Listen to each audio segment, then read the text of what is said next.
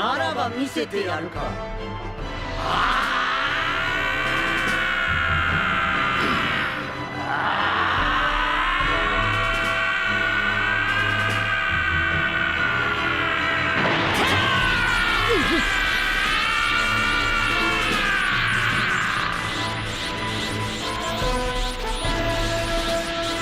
こいつがスーパーベジート。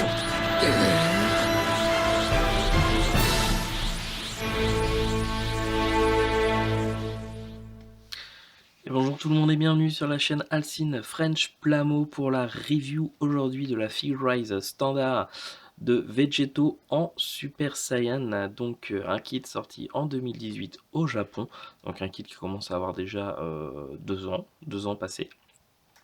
Donc comme vous l'avez compris, les Figure Rise standard, c'est une gamme de maquettes que j'adore particulièrement. Je trouve qu'elles sont toujours très bien réussies, très jolies, très détaillées, et niveau Dragon Ball, en tout cas en maquette, je précise bien en maquette, je trouve que c'est vraiment le top. Voilà. Donc on va regarder ça d'un petit peu plus près.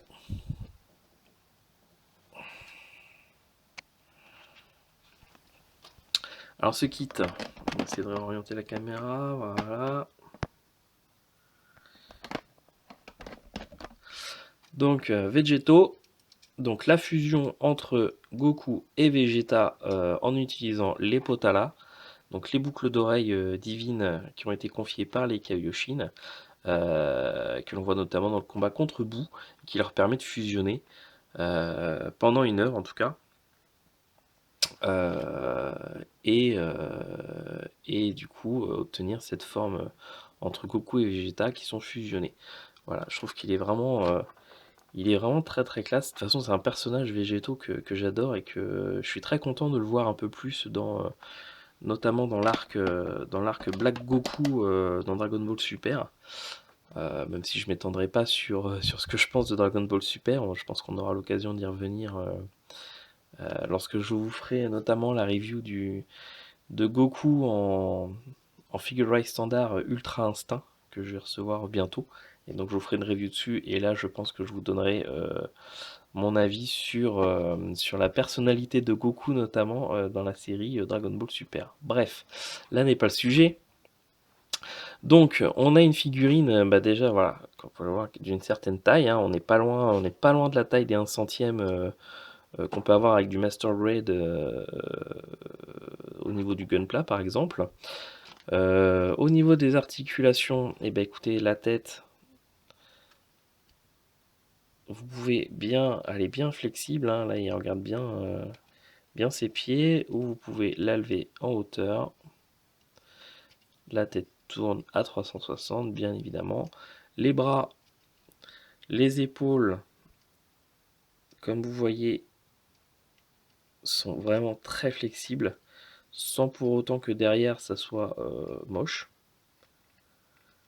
Donc vraiment bien foutu. Le bras pivote à 360. On peut le mettre dans ce sens-là. Enfin, vraiment, toutes les articulations sont vraiment bien représentées, bien foutues. Le bras, il est pliable comme ceci. Le poing, il tourne dans tous les sens.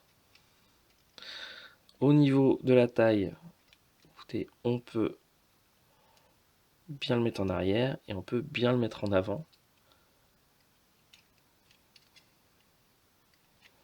Vous voyez, c'est vraiment de superbes articulations bien foutues. Au niveau des jambes, on peut plier la jambe. On peut presque lui faire toucher, on peut lui faire toucher le dos avec sa jambe. Le devant, on peut le lever autant qu'on veut. Regardez cette position. On peut presque le mettre dans une position d'attaque. Je viens de perdre la jambe. Mais en tout cas, c'est vraiment... Bon, alors évidemment, je suis un peu à la bourrin, mais vous voyez, on est quand même sur quelque chose de très flexible. Donc vous pouvez faire absolument n'importe quelle position dynamique avec ces kits. Toutes les positions que vous retrouvez dans la série, vous pouvez totalement la reproduire, il n'y a aucun souci. Et puis au niveau des pieds, bah, c'est pareil, hein. Totalement flexible. Voilà. Donc au niveau des articulations, bah, vous l'avez vu, hein, c'est du tout bon. Et visuellement, je trouve que c'est vraiment, c'est des kits qui sont vraiment très très beaux. Je suis un grand fan, hein, vraiment, de ces kits. Alors à côté de ça, qu'est-ce qu'on va avoir comme autre chose qui vont être fournies avec ce kit? Et ben, je vais vous montrer ça tout de suite. Alors les petits plus qu'on va avoir avec ce kit, ça va être déjà un deuxième visage, avec une expression beaucoup plus agressive, comme s'il était en train de faire une attaque, d'attaquer quelqu'un ou quelque chose. Ensuite, on va avoir plusieurs paires de mains. Donc on va avoir les mains comme ceci. Donc c'est celle pour faire un Kamehameha par exemple. On va avoir des mains comme ceci qu'on va pouvoir orienter.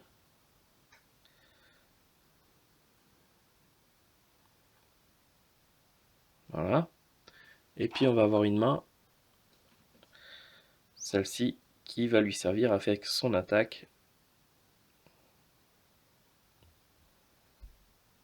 Je crois que ça s'appelle la Shurld, l'épée de végétaux, quelque chose comme ça.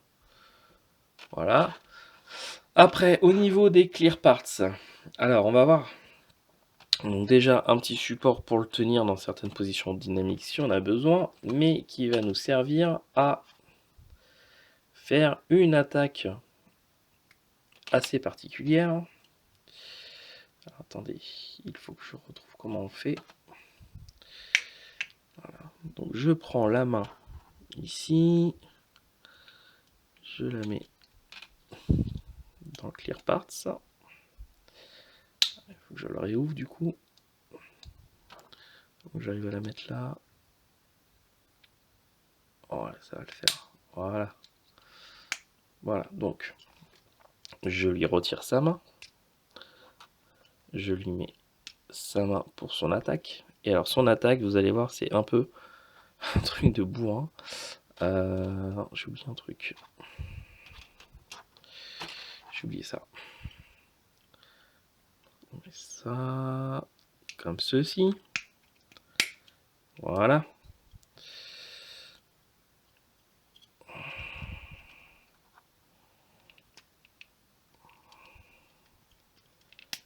Voilà. Donc là, on a l'attaque qui part. Une attaque très longue.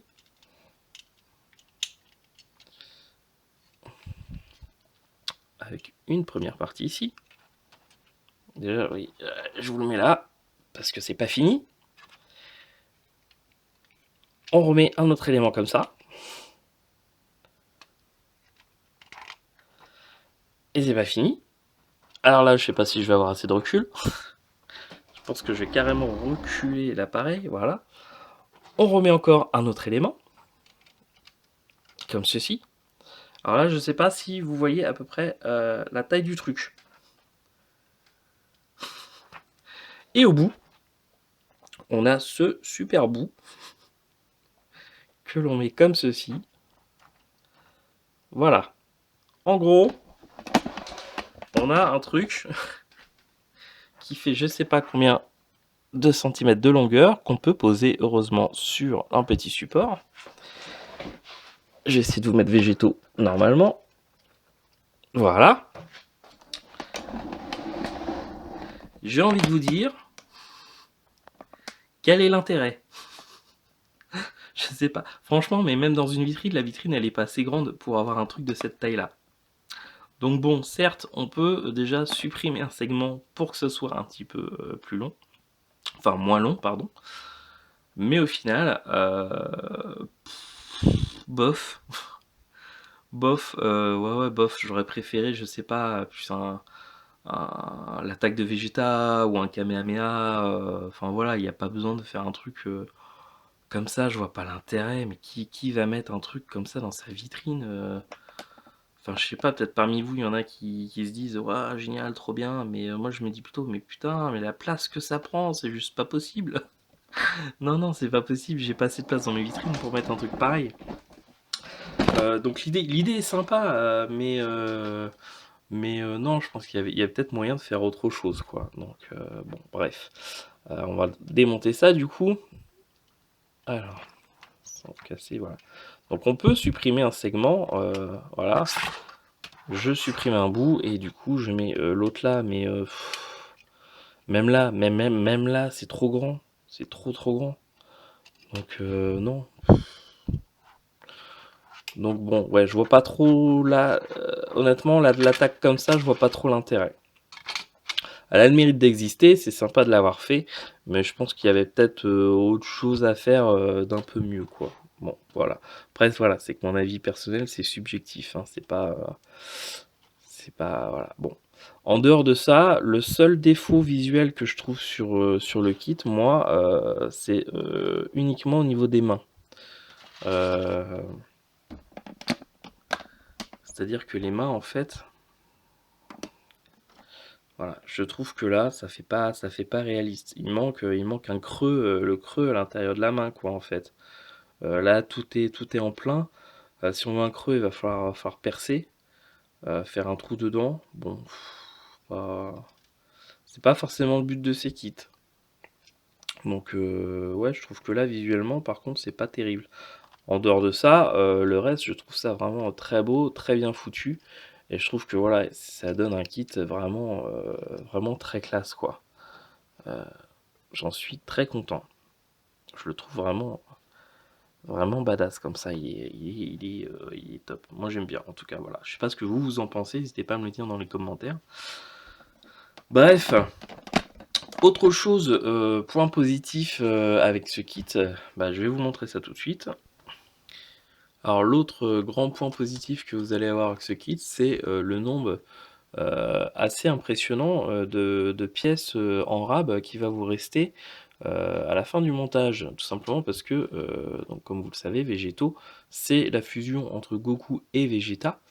Et donc Bandai a pris les grappes de Goku et les grappes de Vegeta pour n'en faire qu'une, et on se retrouve du coup avec plein de pièces secondaires qui appartiennent du coup à l'un ou à l'autre. Donc notamment on va avoir par exemple une ceinture de Goku, on va avoir une paire de bottes de Goku, une paire de bras de Goku, on va avoir une paire de mains qui fait un Kamehameha, par exemple. On va avoir une main qui fait donc la téléportation, hein, technique de Goku. Donc là, ce qu'on pourrait faire par exemple dans le cas où vous repeignez vos kits, ça serait de repeindre cette main en blanc pour donner l'aspect du gant de Végéto, et du coup lui permettre d'utiliser cette technique, puisque on sait très bien que lors de la fusion, les deux protagonistes conservent leur technique propre, et donc Végéto est tout à fait capable d'utiliser la technique de téléportation de Goku. Voilà. On va avoir des pièces de Vegeta avec par exemple des éléments d'armure là. Voilà, d'autres éléments. Et puis on va avoir deux expressions de visage supplémentaires. Voilà. Et donc ça c'est vraiment nickel pour quelqu'un qui aime faire du custom, ou qui voudrait personnaliser un peu son kit différemment, etc.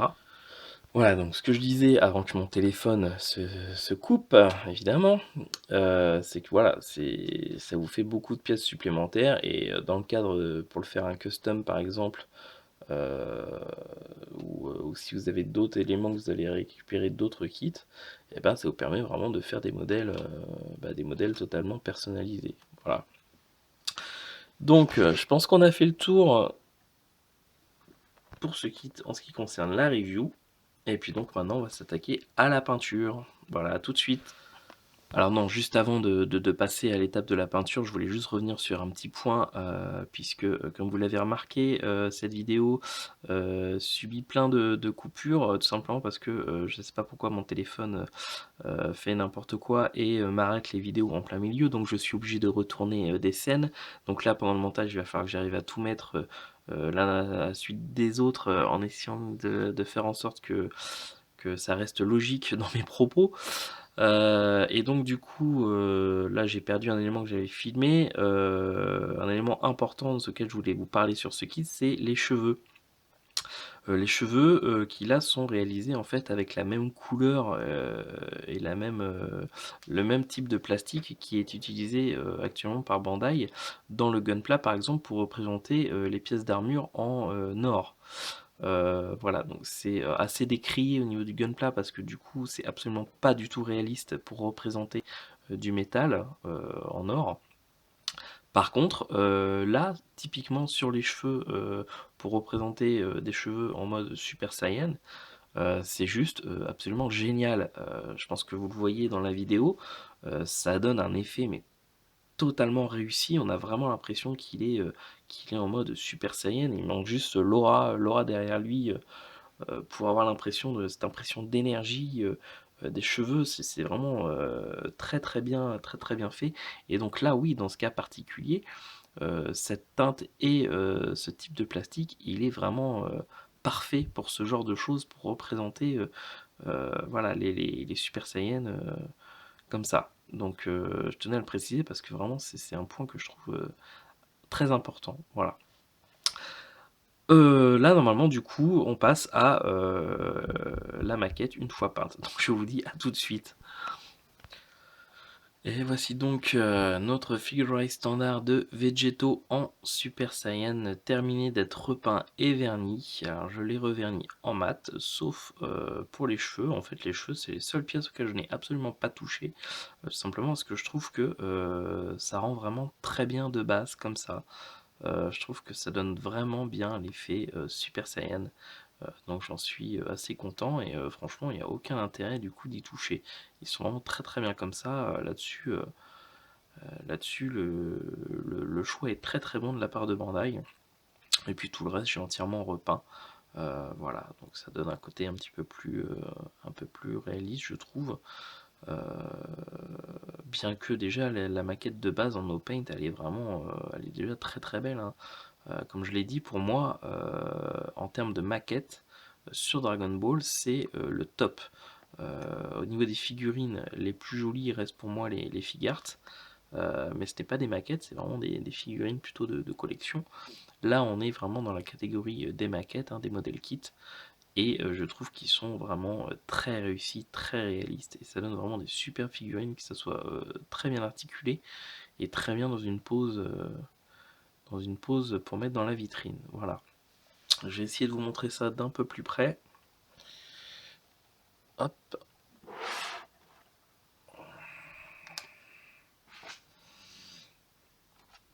Alors, notre végétaux.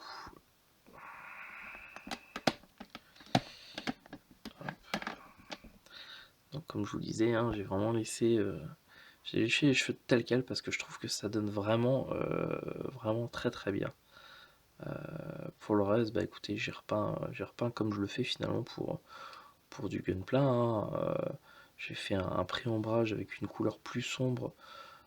Par exemple, pour tout ce qui est le doggy, j'ai fait un pré-ombrage avec du violet et puis ensuite j'ai appliqué ma couleur par-dessus. Donc je sais pas si ça se voit, mais du coup ça nous donne un ombrage assez subtil, moins marqué que si on l'avait fait avec du noir. Ça se verra peut-être plus sur les photos. Là avec la vidéo ça se voit pas forcément. Oui, si, ça se voit par certains endroits. Ça ressort beaucoup plus avec les yeux que via l'appareil. Voilà. Euh, pour le reste, bah écoutez, la peau, j'ai juste fait donc j'ai repeint avec la couleur, le guide des couleurs pour la peau, et puis moi j'ai fait un post ombrage avec de la pastel sec pour faire ressortir un peu l'ombrage des muscles. Voilà, un petit peu dans les oreilles sur le visage, un petit peu à certains endroits du visage pour ombrager un peu. faire ressortir certains détails. J'ai peint les potalas qui n'étaient pas peints sur le modèle. Et puis voilà, hein, pour les autres couleurs, j'ai suivi le guide des couleurs, toujours avec un pré-ombrage, hein. Pour le orange, j'ai fait un pré-ombrage avec du Hull Red de chez Tamiya. Et puis ensuite, j'ai appliqué la couleur de base. Pour les gants et les bottes, le blanc, moi j'ai tout simplement sous-couché en gris. Et puis je suis venu éclaircir avec du blanc par zone, hein, en fait. Ce qui fait que du coup, le gris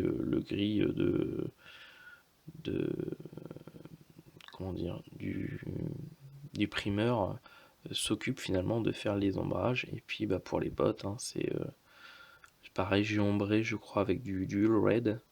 Et puis ensuite j'ai passé ma couleur de base. Voilà. Ça nous donne une maquette qui est vraiment pas trop mal, je trouve. Un beau petit végétaux qui va retourner avec ses copains dans la vitrine. Voilà. Donc bah est-ce que je recommande ce kit? Oui, évidemment que je recommande ce kit. Déjà, si vous êtes fan de Dragon Ball et fan de maquettes, et bah c'est vraiment actuellement c'est ce qui se fait de mieux. Et puis en termes de maquettes, tout simplement, elles sont bien conçues, bien fichues. Le seul point négatif de ces kits, c'est finalement un petit peu le prix que je trouve parfois un petit peu cher, hein, surtout pour par exemple Freezer ou Magic Boo qui vont être, je crois, au niveau prix à peu près au même prix qu'une maquette de cette taille, alors que eux, ils vont être un petit peu plus petits, donc il y a moins de pièces, etc. Bon, après, je les ai pas, donc peut-être que dans le packaging, on a différents clear parts pour simuler différentes attaques, et donc du coup plus de pièces qui du coup expliquent l'alignement de prix. Mais bon, c'est vrai que c'est des maquettes qui sont encore un petit peu chères, je trouve. Après, elles sont quand même assez grandes, hein. On est presque sur du 1 centième. Donc, voilà. En tout cas, c'est vraiment une gamme de maquettes que j'adore. Et je vais vous en faire d'autres, puisque là, je vais profiter de mes vacances pour enfin peindre mon Perfexel, que je n'ai encore jamais peint. Il est toujours en no paint dans la vitrine. Donc là, je vais sauter sur l'occasion pour le peindre. Et puis, le petit papa de Noël m'a apporté Goku en Ultra Instinct. Donc celui-là, je voulais de Pion, donc je suis assez content, je vais pouvoir le faire. Je vais vous montrer la boîte.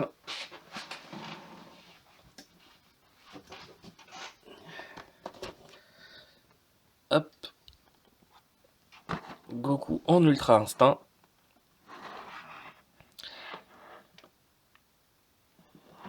Donc on le voit là, qui a l'air vraiment pas mal. Donc je vais profiter de mes vacances pour le réaliser. Et puis voilà, en ce qui me concerne, je vous donne rendez-vous pour une prochaine vidéo. Je pense que ce sera probablement le boxing et la review de kit de la licence 30 minutes mission. Et puis ensuite, on aura sûrement un petit peu de bateau issu de One Piece. Voilà. Je vous dis à très bientôt pour une prochaine vidéo. J'espère que celle-là vous aura plu, qu'elle vous aura donné envie, pourquoi pas, de vous essayer à la gamme des Figure-Rise standard de Dragon Ball. Si vous ne connaissiez pas ou si vous n'avez jamais encore réalisé, mais que vous aimez bien la licence et les maquettes, et bah essayez de vous en prendre une comme ça pour voir, pour essayer si ça vous plaît ou pas. Voilà. À ciao tout le monde.